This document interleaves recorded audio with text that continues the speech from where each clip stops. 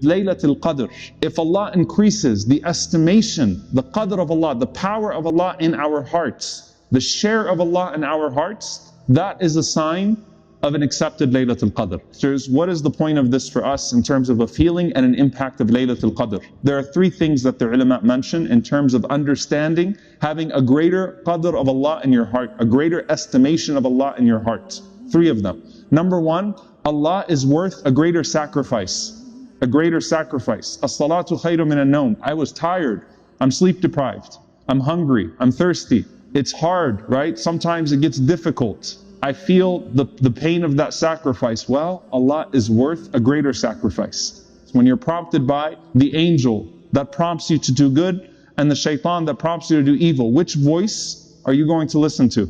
The second thing that the ulama mention is that Allah is worth a greater share. What does that mean? A greater share of your wasa'il, your means to reach Him. And that is as-sam'a wal-absara wal-af'ida. It starts off with the faculties that Allah has given you of hearing. Allah is worth a greater portion of what I listen to.